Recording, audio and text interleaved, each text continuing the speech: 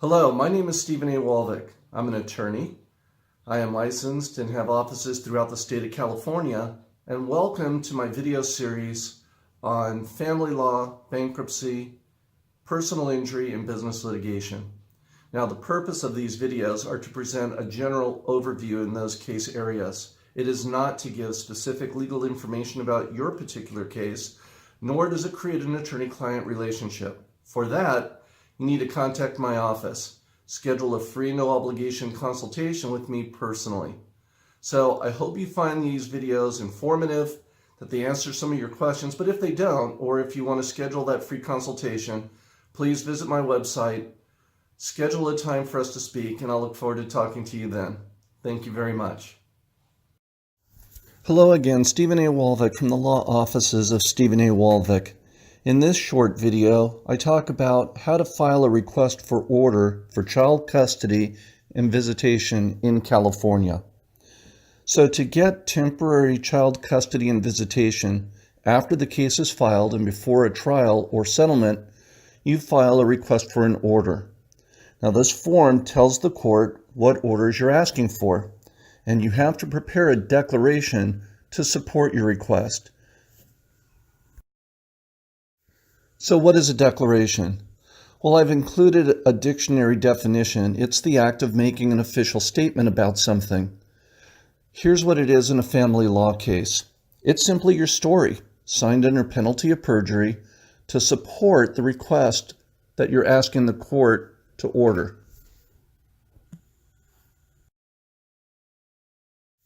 This next slide breaks down the contents of a declaration, what each declaration should contain at a bare minimum. So the first is quite obvious. It should have your name. It should also state what role you occupy in the case. You're either the filing party, the petitioner, or you're the responding party, the respondent. Your declaration must contain the name of the children and their dates of birth, because the court may make different orders for a 13-year-old versus a 6-month-old.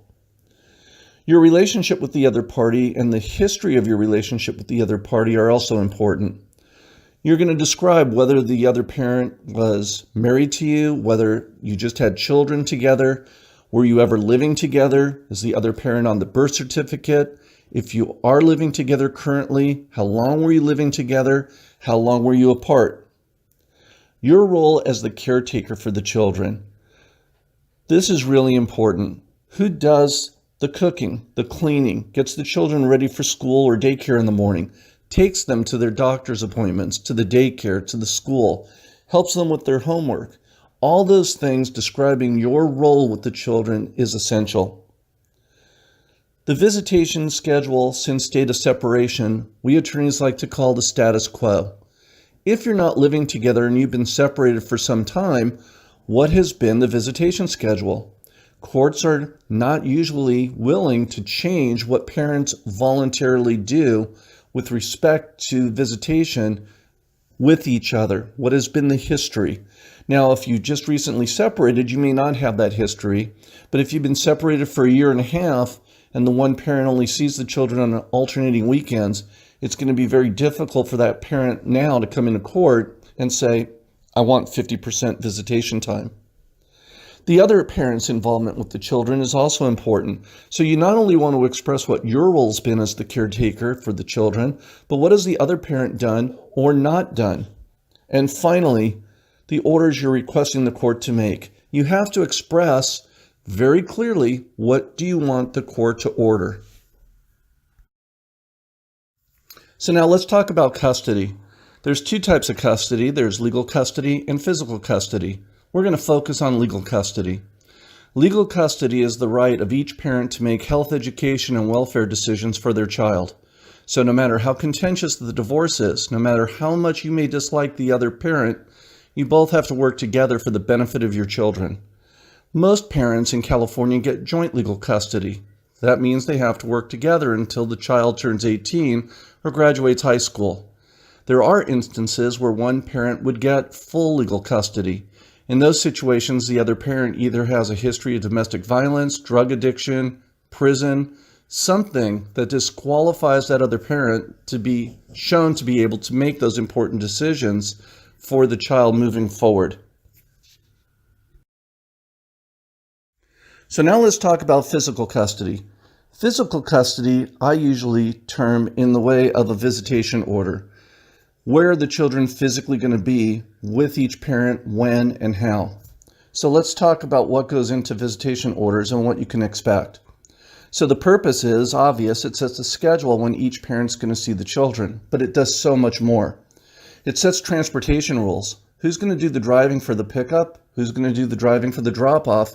And where are those points of exchange going to be? In contentious cases, it could be the police station.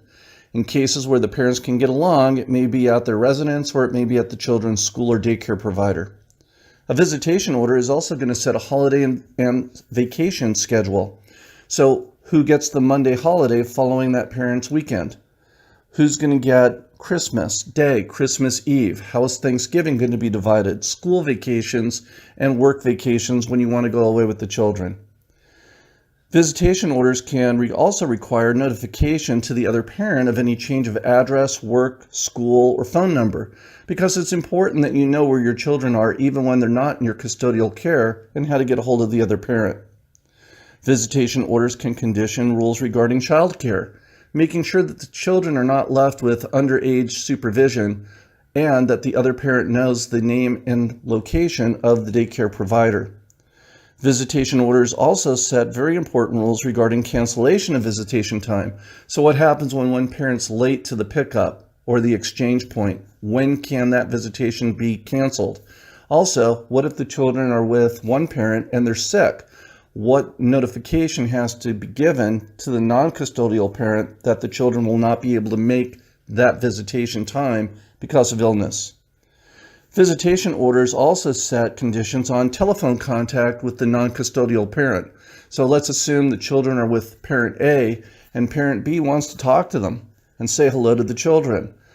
A telephone contact order can specify what time those calls should take place so the parent with the children can expect that phone call during those hours. Now, visitation orders also can have restrictions, restricting negative comments about the other parent, restricting discussions about the family law case with the children. Remember, the children shouldn't be involved. They shouldn't have to pick sides, and they shouldn't be involved in the divorce. It's hard enough on them, so putting them in the middle of the case is just so much worse for the children. Visitation orders can also restrict children from being exposed to cigarette or medical marijuana smoke, and it also can require each parent to maintain clothing for the children when in that parent's custodial care. So now let's get back into the process. So you filed the request for an order. You're asking the court to make a custody and visitation order regarding your children. Before the court will even talk to you, the court's going to make it mandatory that you talk to a child custody mediator. Now, in some courts, that's a confidential process. You can say anything to the mediator about the other parent, and it doesn't get back to the judge. In other courts, the report from the mediator goes to the judge. So whatever the parents say, the mediator will listen to, and the mediator can make a recommendation to the judge. Just depends on the jurisdiction your case is set at. What happens in mediation is a mental health professional, marriage family therapist, or some other professional is going to work with the parents to help the parents craft a visitation schedule. Let's face it, it's much better if the parents themselves set when they're going to see their children, if at all possible. Because if the parents cannot decide, then the court's going to make that decision. The court, the judge in your case, doesn't know you. They're reading your declaration, and that's the only exposure they have of your parenting skills and your comments about the other parents' parenting skills.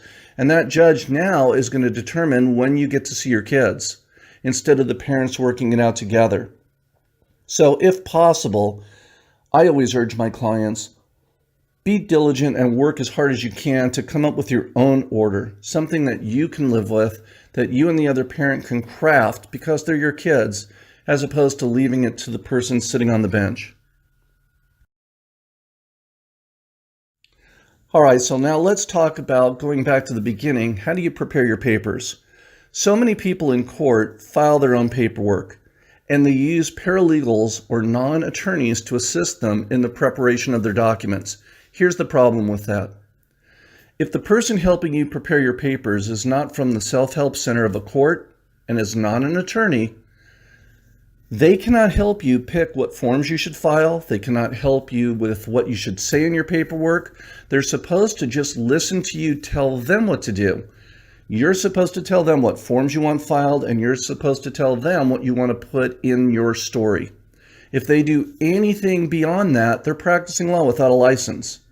So in that case, if you can't afford an attorney to help you with your papers, use the court's self-help center. Each court has a self-help center.